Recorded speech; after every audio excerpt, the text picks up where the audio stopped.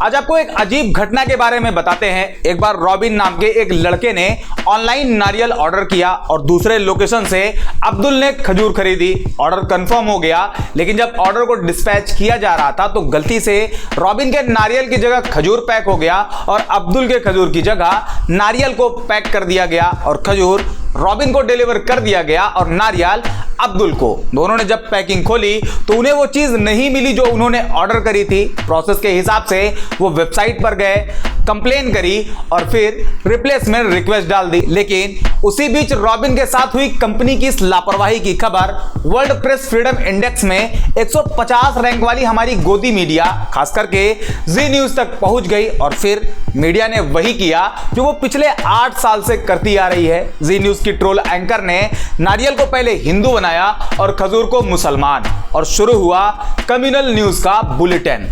Title दिया गया हिंदू सामानों का इस्लामीकरण, ऑर्डर किया नारियल निकला खजूर, इस्लामी आइटम डिलीवर करके रॉबिन को मुसलमान बनाने की साजिश, मुसलमानों का नया जिहाद, शॉपिंग जिहाद का पर्दाफाश। इस तरह की हेडलाइन कांच तोड़ते हुए लोगों को दिखाई जाने लगी, जबकि उसका हिंदू और मुसलमान से कोई मतलब ही नहीं, बल्कि वो सिर्फ कंपनी की एक छोटी सी मिस्टेक थी। लेकिन असल बात को पीछे कर दिया गया और कंपनी की गलती को अपनी स्क्रिप्ट से हटा दिया गया और नारियल को हिंदू, खजूर को मुसलमान बनाकर एक अच्छा खासा communal news bulletin national TV पर टेलीकास्ट कर दिया गया। यह तो सिर्फ कहानी हुई जो मीडिया के काम करने के तरीके को बताती है, लेकिन आप इसका असली एग्जाम्पल भी देख लीजिए। जी न्यूज की ट्रोल एंकर अदिति त्यागी ने एक रिपोर्ट दिखाई जिसका टाइटल था कोक में हिंदू, बाहर आते ही मुसलमान। ऊपर एक लाइन और ऐड करी,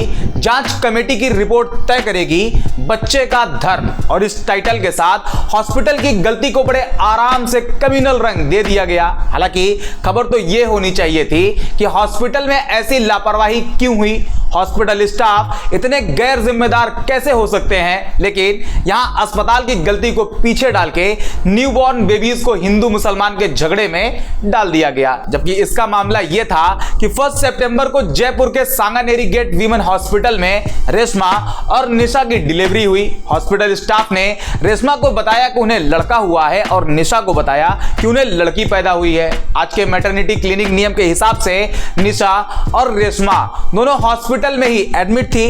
3 दिन बाद रेशमा और निशा के बच्चे को जांच के लिए बुलाया गया और जब रेशमा और निशा डॉक्टर के पास गई तो डॉक्टर ने रेशमा को बताया कि तुम्हें लड़की हुई थी और गलती से लड़का दे दिया गया। इसी तरह निशा को कहा गया कि तुम्हें लड़का हुआ था और गलती से लड़की दे दी गई।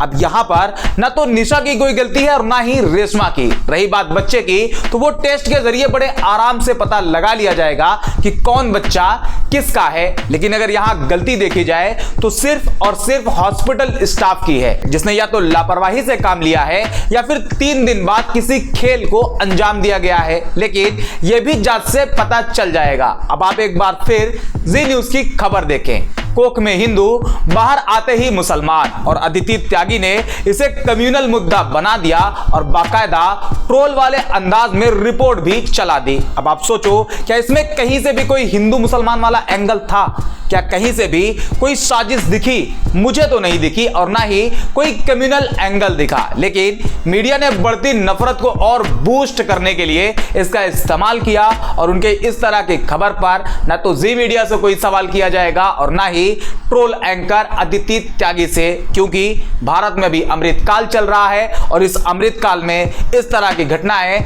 आम बात है। बल्कि इस अमृतकाल में तो यह घटना बड़ी छोटी है, क्योंकि इस कालखंड में मर्डरर और रेपिस्ट को फूल माला पहनाकर सम्मानित किया जा रहा है। गर्व महसूस करिए, क्योंकि आपको इस अमृतकाल में जीवन जीने का अवसर प्रदान हुआ है। आज के वीडियो में इतना ही। इसी तरह की और भी वीडियोस के लिए चैनल को सब्सक्राइब कर लीजिए। मिलते हैं अगले वीडियो में।